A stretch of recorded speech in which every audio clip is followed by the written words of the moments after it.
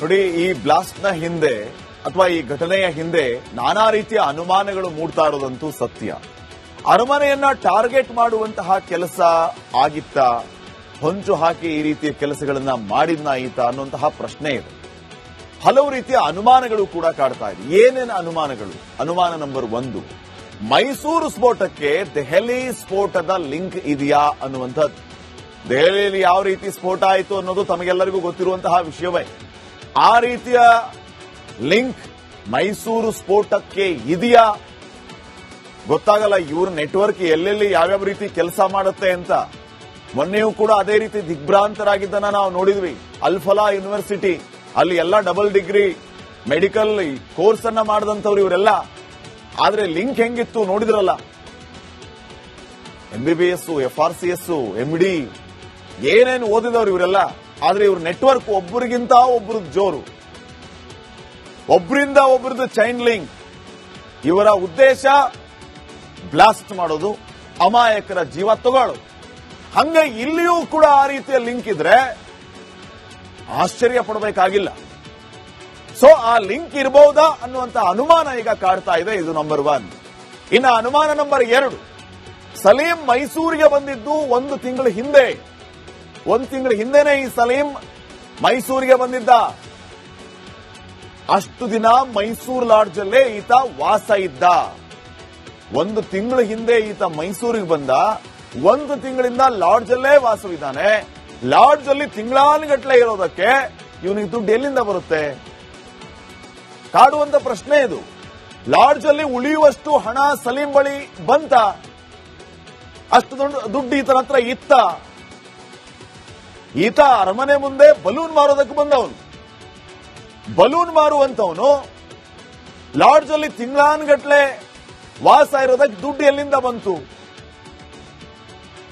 ಈತನ source of income ಏನು ಅನ್ನುವಂತ ಪ್ರಶ್ನೆಗಳಲ್ಲಿ ಮೂಡುತ್ತೆ ಅಲ್ವಾ? ಇದನ್ನ ನೀವು ಇನ್ವೆಸ್ಟಿಗೇಷನ್ ಆಯಾಮದಲ್ಲಿ ಯೋಚಿಸಿ ವೀಕ್ಷಕರೇ. ಯಾಕೆ ಬಲೂನ್ ಮಾರೋನ ಹತ್ರ ದುಡ್ಡಿರಬಾರ್ದಾ? ಆ ರೀತಿ ಯೋಚನೆ ಮಾಡಬೇಡಿ. ನಾನು ಆ ಆಸ್ಪೆಕ್ಟ್ ಅಲ್ಲಿ ಹೇಳ್ತಾನೂ ಇಲ್ಲ. ಬಲೂನ್ ಮಾರೋನ್ ಕೋಟ್ಯಾಧಿಪತಿ ಆಗಿರಲಿ, ನಮಗೇನು. ಆದರೆ ಬಲೂನ್ ಮಾರೋದಕ್ಕೆ ಬಂದಂತವನು ಲಾಡ್ಜ್ ಅಲ್ಲಿ ಉಳಿತಾನೆ ಅಂತಂದ್ರೆ ಸಹಜವಾಗಿ ಆತನ ಸೋರ್ಸ್ ಏನು ಅನ್ನೋದನ್ನ, ಇನ್ಕಮ್ ಏನು ಅನ್ನೋದನ್ನ ತನಿಖಾ ಸಂಸ್ಥೆಗಳು ಪತ್ತೆ ಹಚ್ಚೋದಕ್ಕೆ ಮುಂದಾಗ್ತವೆ. It's a part of investigation. ಮೈಸೂರಿಗೆ ಉತ್ತರ ಪ್ರದೇಶದ ಸಲೀಂ ಯಾಕೆ ಬಂದ? ಮೈಸೂರು ಅರಮನೆ ಮುಂಭಾಗವೇ ಯಾಕೆ? ಮೈಸೂರಿನಲ್ಲಿ ಎಷ್ಟು ತಾಣಗಳಿದೆ? ಆಮೇಲೆ ಇನ್ನೊಂದು ವಿಚಾರ ನಾವು ಕೇಳ್ಪಟ್ವಿ, ಜಯಮಾರ್ತಾಂಡ ದ್ವಾರದ ಮುಂದ್ಗಡೆ ಬಲೂನ್ ಮಾರುವಂಗೆ ಇಲ್ವಂತೆ. ಇವ ಹೆಂಗ್ ಮಾರೋದಕ್ಕೆ ಬಂದ ಅಲ್ಲಿ? ಅಲ್ಲಿನ ಗೈಡ್ಸ್ ಗಳು ಹೇಳ್ತಾರೆ ಈತನನ್ನ ನಿನ್ನೆನೆ ನಾವು ನೋಡಿದ್ದು, ಇಷ್ಟು ದಿನ ನೋಡಿಯೇ ಇಲ್ಲ ಅಂತ ಹೇಳಿ. ಜನನಿಬಿಡ ಜಯಮಾರ್ತಾಂಡ ದ್ವಾರದಲ್ಲೇ ಇದು ಸ್ಫೋಟ ಆಯ್ತು. ಹೆಂಗೆ? ಬಲೂನ್ ತಂದು ಕೆಲವೇ ಕ್ಷಣಗಳಲ್ಲಿ ಆ ಸಿಲಿಂಡರ್ ಬ್ಲಾಸ್ಟ್ ಆಗುತ್ತೆ. ಮೈಸೂರು ಅರಮನೆಯೇ ಟಾರ್ಗೆಟ್ ಆಗಿತ್ತ ಅನ್ನುವಂತಹ ಅನುಮಾನ ಈಗ ಮೂಡ್ತಾ ಇದೆ.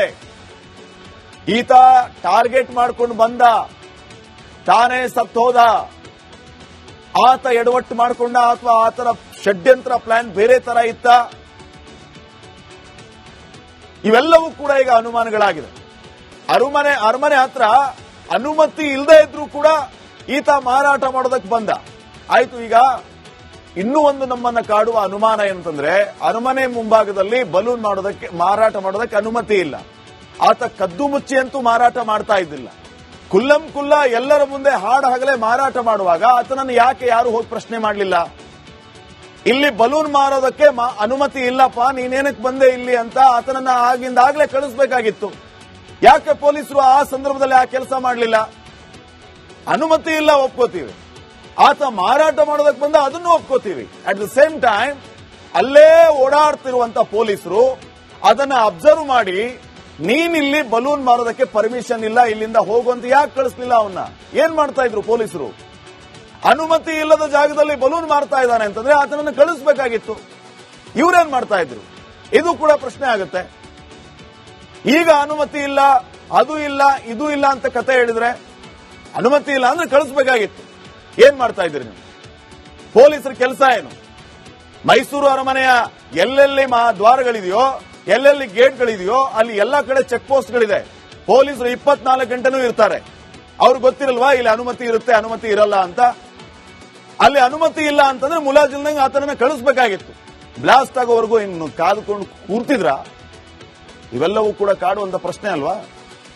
ಮಾರಾಟದ ನೆಪದಲ್ಲಿ ಸ್ಫೋಟಕ್ಕೆ ಸಂಚು ನಡೆದಿತ್ತ ಹಾಗಿದ್ರೆ ಅನ್ನುವಂತ ಪ್ರಶ್ನೆಯೂ ಕೂಡ ಇದೆ. ಸಲೀಂ ಮೈಸೂರಿಗೆ ಬರೋದಕ್ಕೆ ಸಹಕರಿಸಿದವರು ಯಾರು? ಹೆಂಗ್ ಬಂದ ಅವನು ಮೈಸೂರಿಗೆ? ಸಲೀಂ ಜೊತೆಗೆ ಇದ್ದಂತ ಸಹೋದರ ಈಗ ಎಲ್ಲಿ ಹೋದ? ಆತನ ಬಗ್ಗೆ ಏನು ಮಾಹಿತಿನೇ ಇಲ್ಲ. ಸೊ ಇವೆಲ್ಲವನ್ನೂ ಕೂಡ ನಾವು ಸೂಕ್ಷ್ಮವಾಗಿ ಗಮನಿಸಿದಾಗ ಈ ರೀತಿಯ ಅನುಮಾನಗಳು ಮೂಡುವಂತದ್ದು ಸಹಜ. ಈ ಅನುಮಾನಗಳಿಗೆ ತನಿಖೆ ಮೂಲಕ ಉತ್ತರ ಸಿಗಬೇಕಾಗಿದೆ. ಸೊ ಈ ಉತ್ತರ ಸಿಗೋದಕ್ಕೆ ಇನ್ನೇನು ಬಹಳ ದಿನ ಕಾಯಬೇಕಾಗಿಲ್ಲ ಅಂತ ಅನ್ಸುತ್ತೆ. ತನಿಖೆ ಚುರುಕೊಂಡಿದೆ, ನೋಡೋಣ ಏನಾಗುತ್ತೆ. ನೋಡಿ, ಈ ಬ್ಲಾಸ್ಟ್ನ ಹಿಂದೆ ಅಥವಾ ಈ ಘಟನೆಯ ಹಿಂದೆ ನಾನಾ ರೀತಿಯ ಅನುಮಾನಗಳು ಮೂಡ್ತಾ ಇರೋದಂತೂ ಸತ್ಯ. ಅರಮನೆಯನ್ನ ಟಾರ್ಗೆಟ್ ಮಾಡುವಂತಹ ಕೆಲಸ ಆಗಿತ್ತ? ಹೊಂಚು ಹಾಕಿ ಈ ರೀತಿಯ ಕೆಲಸಗಳನ್ನ ಮಾಡಿದ್ನ ಈತ ಅನ್ನುವಂತಹ ಪ್ರಶ್ನೆ ಇದೆ. ಹಲವು ರೀತಿಯ ಅನುಮಾನಗಳು ಕೂಡ ಕಾಡ್ತಾ ಇದೆ. ಏನೇನು ಅನುಮಾನಗಳು? ಅನುಮಾನ ನಂಬರ್ 1, ಮೈಸೂರು ಸ್ಫೋಟಕ್ಕೆ ದೆಹಲಿ ಸ್ಫೋಟದ ಲಿಂಕ್ ಇದೆಯಾ ಅನ್ನುವಂಥದ್ದು. ದೆಹಲಿಯಲ್ಲಿ ಯಾವ ರೀತಿ ಸ್ಫೋಟ ಆಯಿತು ಅನ್ನೋದು ತಮಗೆಲ್ಲರಿಗೂ ಗೊತ್ತಿರುವಂತಹ ವಿಷಯವೇ. ಆ ರೀತಿಯ ಲಿಂಕ್ ಮೈಸೂರು ಸ್ಫೋಟಕ್ಕೆ ಇದೆಯಾ ಗೊತ್ತಾಗಲ್ಲ. ಇವ್ರ ನೆಟ್ವರ್ಕ್ ಎಲ್ಲೆಲ್ಲಿ ಯಾವ್ಯಾವ ರೀತಿ ಕೆಲಸ ಮಾಡುತ್ತೆ ಅಂತ ಮೊನ್ನೆಯೂ ಕೂಡ ಅದೇ ರೀತಿ ದಿಗ್ಭ್ರಾಂತರಾಗಿದ್ದನ್ನ ನಾವು ನೋಡಿದ್ವಿ. ಅಲ್ಫಲಾ ಯೂನಿವರ್ಸಿಟಿ ಅಲ್ಲಿ ಎಲ್ಲ ಡಬಲ್ ಡಿಗ್ರಿ ಮೆಡಿಕಲ್ ಕೋರ್ಸ್ ಅನ್ನ ಮಾಡಿದಂತವ್ರು ಇವರೆಲ್ಲ. ಆದ್ರೆ ಲಿಂಕ್ ಹೆಂಗಿತ್ತು ನೋಡಿದ್ರಲ್ಲ. MBBS, FRCS, MD ಏನೇನು ಓದಿದವರು ಇವರೆಲ್ಲ. ಆದ್ರೆ ಇವ್ರ ನೆಟ್ವರ್ಕ್ ಒಬ್ಬರಿಗಿಂತ ಒಬ್ಬರದ್ದು ಜೋರು, ಒಬ್ಬರಿಂದ ಒಬ್ಬರದ್ದು ಚೈನ್ ಲಿಂಕ್. ಇವರ ಉದ್ದೇಶ ಬ್ಲಾಸ್ಟ್ ಮಾಡೋದು, ಅಮಾಯಕರ ಜೀವ ತಗೊಳ್ಳೋದು. ಹಂಗೆ ಇಲ್ಲಿಯೂ ಕೂಡ ಆ ರೀತಿಯ ಲಿಂಕ್ ಇದ್ರೆ ಆಶ್ಚರ್ಯ ಪಡಬೇಕಾಗಿಲ್ಲ. ಸೊ ಆ ಲಿಂಕ್ ಇರಬಹುದಾ ಅನ್ನುವಂತ ಅನುಮಾನ ಈಗ ಕಾಡ್ತಾ ಇದೆ. ಇದು ನಂಬರ್ 1. ಇನ್ನು ಅನುಮಾನ ನಂಬರ್ 2, ಸಲೀಂ ಮೈಸೂರಿಗೆ ಬಂದಿದ್ದು 1 ತಿಂಗಳ ಹಿಂದೆ. 1 ತಿಂಗಳ ಹಿಂದೆನೆ ಈ ಸಲೀಂ ಮೈಸೂರಿಗೆ ಬಂದಿದ್ದ. ಅಷ್ಟು ದಿನ ಮೈಸೂರು ಲಾಡ್ಜಲ್ಲೇ ಈತ ವಾಸ ಇದ್ದ. 1 ತಿಂಗಳ ಹಿಂದೆ ಈತ ಮೈಸೂರಿಗೆ ಬಂದ. 1 ತಿಂಗಳಿಂದ ಲಾಡ್ಜಲ್ಲೇ ವಾಸವಿದ್ದಾನೆ. ಲಾಡ್ಜ್ ಅಲ್ಲಿ ತಿಂಗಳಾನುಗಟ್ಲೆ ಇರೋದಕ್ಕೆ ಇವನಿಗೆ ದುಡ್ಡು ಎಲ್ಲಿಂದ ಬರುತ್ತೆ? ಕಾಡುವಂತ ಪ್ರಶ್ನೆ ಇದು. ಲಾಡ್ಜ್ ಅಲ್ಲಿ ಉಳಿಯುವಷ್ಟು ಹಣ ಸಲೀಂ ಬಳಿ ಬಂತ? ಅಷ್ಟು ದುಡ್ಡು ಈತನ ಹತ್ರ ಇತ್ತ? ಈತ ಅರಮನೆ ಮುಂದೆ ಬಲೂನ್ ಮಾರೋದಕ್ಕೆ ಬಂದವನು. ಬಲೂನ್ ಮಾರುವಂತವನು ಲಾಡ್ಜ್ ಅಲ್ಲಿ ತಿಂಗಳಾನುಗಟ್ಲೆ ವಾಸ ಇರೋದಕ್ಕೆ ದುಡ್ಡು ಎಲ್ಲಿಂದ ಬಂತು? ಈತನ ಸೋರ್ಸ್ ಆಫ್ ಇನ್ಕಮ್ ಏನು ಅನ್ನುವಂತ ಪ್ರಶ್ನೆಗಳಲ್ಲಿ ಮೂಡುತ್ತೆ ಅಲ್ವಾ? ಇದನ್ನ ನೀವು ಇನ್ವೆಸ್ಟಿಗೇಷನ್ ಆಯಾಮದಲ್ಲಿ ಯೋಚಿಸಿ ವೀಕ್ಷಕರೇ. ಯಾಕೆ ಬಲೂನ್ ಮಾರೋನ ಹತ್ರ ದುಡ್ಡಿರಬಾರ್ದಾ? ಆ ರೀತಿ ಯೋಚನೆ ಮಾಡಬೇಡಿ. ನಾನು ಆ ಆಸ್ಪೆಕ್ಟ್ ಅಲ್ಲಿ ಹೇಳ್ತಾನೂ ಇಲ್ಲ. ಬಲೂನ್ ಮಾರೋನ್ ಕೋಟ್ಯಾಧಿಪತಿ ಆಗಿರಲಿ, ನಮಗೇನು. ಆದರೆ ಬಲೂನ್ ಮಾರೋದಕ್ಕೆ ಬಂದಂತವನು ಲಾಡ್ಜ್ ಅಲ್ಲಿ ಉಳಿತಾನೆ ಅಂತಂದ್ರೆ ಸಹಜವಾಗಿ ಆತನ ಸೋರ್ಸ್ ಏನು ಅನ್ನೋದನ್ನ, ಇನ್ಕಮ್ ಏನು ಅನ್ನೋದನ್ನ ತನಿಖಾ ಸಂಸ್ಥೆಗಳು ಪತ್ತೆ ಹಚ್ಚೋದಕ್ಕೆ ಮುಂದಾಗ್ತವೆ. It's a part of investigation. ಮೈಸೂರಿಗೆ ಉತ್ತರ ಪ್ರದೇಶದ ಸಲೀಂ ಯಾಕೆ ಬಂದ? ಮೈಸೂರು ಅರಮನೆ ಮುಂಭಾಗವೇ ಯಾಕೆ? ಮೈಸೂರಿನಲ್ಲಿ ಎಷ್ಟು ತಾಣಗಳಿದೆ? ಆಮೇಲೆ ಇನ್ನೊಂದು ವಿಚಾರ ನಾವು ಕೇಳ್ಪಟ್ವಿ, ಜಯಮಾರ್ತಾಂಡ ದ್ವಾರದ ಮುಂದ್ಗಡೆ ಬಲೂನ್ ಮಾರುವಂಗೆ ಇಲ್ವಂತೆ. ಇವ ಹೆಂಗ್ ಮಾರೋದಕ್ಕೆ ಬಂದ ಅಲ್ಲಿ? ಅಲ್ಲಿನ ಗೈಡ್ಸ್ಗಳು ಹೇಳ್ತಾರೆ ಈತನನ್ನ ನಿನ್ನೆನೆ ನಾವು ನೋಡಿದ್ದು, ಇಷ್ಟು ದಿನ ನೋಡಿಯೇ ಇಲ್ಲ ಅಂತ ಹೇಳಿ. ಜನನಿಬಿಡ ಜಯಮಾರ್ತಾಂಡ ದ್ವಾರದಲ್ಲೇ ಇದು ಸ್ಫೋಟ ಆಯ್ತು. ಹೆಂಗೆ? ಬಲೂನ್ ತಂದು ಕೆಲವೇ ಕ್ಷಣಗಳಲ್ಲಿ ಆ ಸಿಲಿಂಡರ್ ಬ್ಲಾಸ್ಟ್ ಆಗುತ್ತೆ.